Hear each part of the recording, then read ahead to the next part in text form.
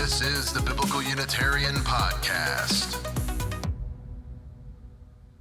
Hello, and welcome to the Biblical Unitarian Podcast, the podcast that aims to start conversations about the oneness and unity of God and about the humanity of Jesus. My name is Dustin Smith, and as always, I will be your host. Thank you so much for tuning in this week. We have episode 349 entitled Avoiding the Genetic Fallacy. Before we get started, I want to express my appreciation for all of the text and the emails and the DMs regarding my whereabouts and my safety. I was one of the persons that was in line with the recent Hurricane Helene, and we lost power for 4 days, and we had no internet, and we had no way to charge our phones or to charge our laptops. So it's been an interesting couple of days. We got power back yesterday, and so I'm going to do my best to continue to produce the content. But I want to express my appreciation to those persons who were concerned about me and cared about me enough to reach out and ask if everything was okay. Everything is okay. So thanks for asking. This week, we're going to continue our study of the logical fallacies and offer some tips on how to avoid using them. As I already mentioned, we are going to be examining the genetic fallacy, also called the genetic logical fallacy. What is the genetic fallacy? Well, the genetic fallacy occurs when somebody dismisses or even accepts a claim based on its origin or source, rather than actually looking at the merit of the argument. So instead of evaluating the argument itself, the focus is placed on where the information comes from, and this could lead to faulty reasoning. So for example, someone might say that you can't trust what this particular person says about a political opinion because they belong to a particular political ideology. This is fallacious because where someone belongs on the political spectrum doesn't affect the validity of their argument. On the other hand, someone might say that we should accept whatever this one person says about any topic because they are known to be very reliable. Both of these examples are fallacious because what they're doing is that they are accepting or rejecting the conclusion based solely on their love or hate of the person that's giving the source, rather than actually looking at the argument and evaluating what the argument is actually trying to say. This particular fallacy is pretty common in our culture, and unfortunately, it is rampant in biblical studies, both professionally published and online. So, the truth or the falsity of a claim cannot be judged strictly by listening to the source. The source may or may not be relevant to the validity of the claim that they are making.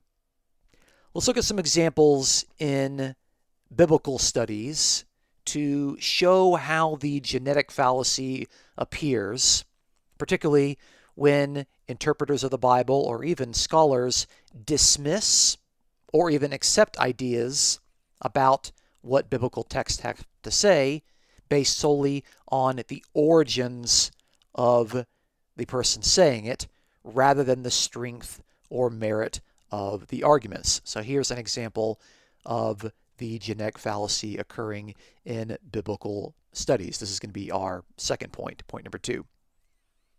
So someone might say that we can't trust this particular interpretation of the Bible because it comes from a secular historian, not from someone who is a believer.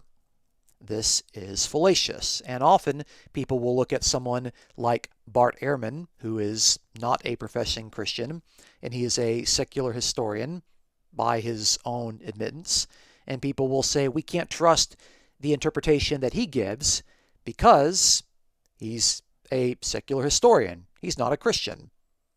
But this dismisses what the historian is actually trying to say in their interpretation strictly because they're not religious. And you can't do this because this fallacy is refusing to address the potential validity of the arguments or research. This is not meant to be a blind endorsement of Bart Ehrman. I think, like any person, he has things that are said that are good and things that are said that I disagree with. Here's another example. Dismissing a text because of its cultural or historical context. So someone might say that this particular biblical teaching is irrelevant because it comes from a particular church father, and we can't trust those church fathers because they're not speaking directly from the Bible. But this is fallacious. While understanding the context of the church fathers is crucial, dismissing a church father outright without considering the merits of his arguments and the relevance of what he's trying to say is a form of the genetic fallacy. Here's another example, example number 3. Accepting an interpretation based on a scholar's religious affiliation.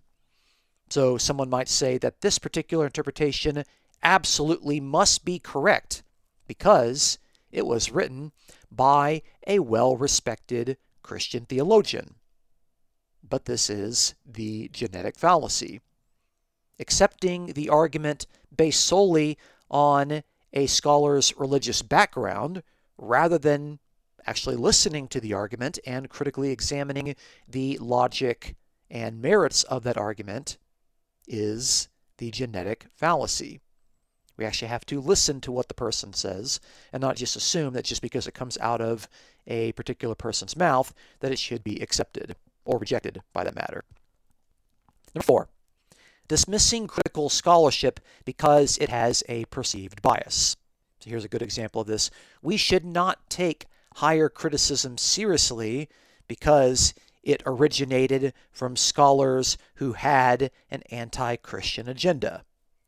But this is also fallacious. It disregards the arguments made by critical biblical scholars based on where the approach originated, instead of actually addressing the actual points in the evidence provided by people in the present. Here are some ones that are more specific to biblical Unitarians. Number 5, dismissing Unitarian beliefs because of their origins. So someone will say that biblical Unitarianism cannot be true because it did not emerge from the conclusions of the early Christian church councils. But this is fallacious. It rejects the Unitarian belief system outright because it's not arising from the person making the judgment's understanding of where true faith and doctrine should actually come from. Instead, the listener should engage with the scriptural evidence as they're being presented by the views of biblical Unitarians. Number 6, rejecting Unitarian views because of their modern associations. So someone might say that you can't trust Unitarians because they're associated with modern day movements that many people consider to be unorthodox, like Unitarian Universalist. But this is fallacious. It dismisses a theological position based on their current associations or labels or perceived biases, rather than addressing the actual biblical arguments that biblical Unitarians make about the nature of God, His oneness, and about Jesus. Here's another example. Criticizing a belief system based on a minority status. So for example, someone might say that Unitarian beliefs must be false because most Christians throughout history have believed in the doctrine of the Trinity. But this again is fallacious. This argument focuses on the popularity of a particular doctrine, in this case, the doctrine of the Trinity, rather than considering the arguments and the logic and the scriptural evidence that biblical Unitarians use to support their position. And we can see with each of these that there is a judgment that's made on the source, whether the source is actually bad or the source being actually good, and just assuming that, well, if we don't like this particular source, then we don't have to listen to the arguments that they're actually making. You might not like what I'm saying, but I could still say that 2 plus 2 is 4, and that is true. Whether you like me or not, 2 plus 2 equals 4. You have to judge and evaluate someone's argument based on their merits, not based on whether you like them or whether you don't like them. This also could be used in regard to scholarly resources. Someone might say that, well, you can't trust this particular Bible because they were all translated by Trinitarians. That is part of the genetic fallacy. Or someone saying you can't trust this lexicon because it was written over 100 years ago. That's just committing the genetic fallacy. You have to look at each individual instance of an entry in that lexicon and decide on its own merits whether or not it should be followed. So we can't accept a particular book because it's by our favorite theologian, and we can't reject a particular book because it's by someone that we don't like. We have to look at the arguments and the evidence in each instance and not just assume that everything that one person says is always true and everything that another person says must always be rejected. That is just unfair, and it doesn't take seriously the arguments that are being made. So we've talked enough about examples where the genetic fallacy shows up, and I think we see how it functions.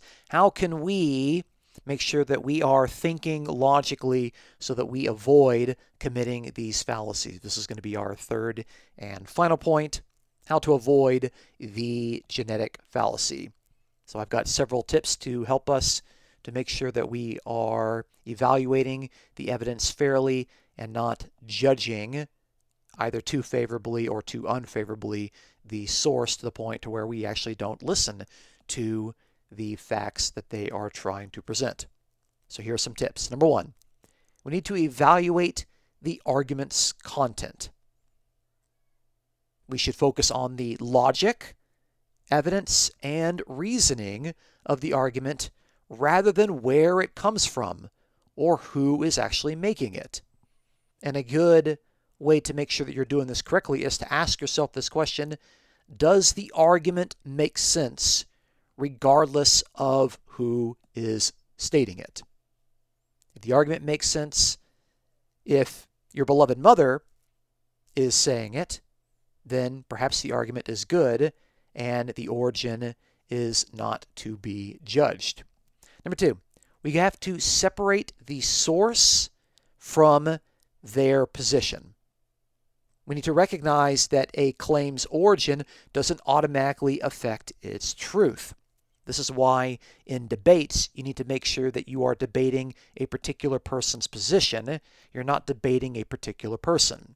You're not standing in opposition to them. You are debating the position that they are saying. And that helps us by separating the source from the substance. Even if the source or the person who is making a claim is generally unreliable or openly acknowledges their own bias, the claim that they're saying might still be valid, or it might be completely false. Number three, acknowledge your own bias, but don't stop there. It's fine to consider a personal bias that you might have, or a bias that someone making a counterclaim to what you're saying might actually possess, but this only is part of your evaluation. Your evaluation does not end there. So instead of dismissing an argument outright, we need to examine the merits and counter that argument with evidence if it's necessary. Which leads us to our fourth tip, is that we have to research the evidence. We should look for factual support or counter evidence. If someone is making a claim, we should see if we can verify those claims independently of the person who's actually making them through research, checking their sources, checking to see if their footnotes actually lead to the claims that they're trying to make, instead of just rejecting them outright, or sometimes just merely accepting what the person is saying based on whether we like or hate them. Number 5, we need to be fair-minded. We need to practice fair-mindedness. We should approach arguments with an open mind, regardless of the source. We should be willing to accept that truth or valid points can actually come from someone who is unpopular or from a source that we might not expect to tell us what is true. And if you take the example of what Jesus said, where he said that you need to love your neighbor as yourself, if you would like people who disagree with you to listen to what you have to say, then you would hope that they don't just reject you outright because you are a source that's saying something different than what they believe. You want them to evaluate what you're saying based on the arguments that you're making, your logical flow through the evidence, and the validity of your claims. It's not fair if they just reject you because they believe differently. You want them to look at your argument and your evidence. So, if that's the way that you want to be treated, then you should love your neighbor as yourself and treat them the way that you want to be treated.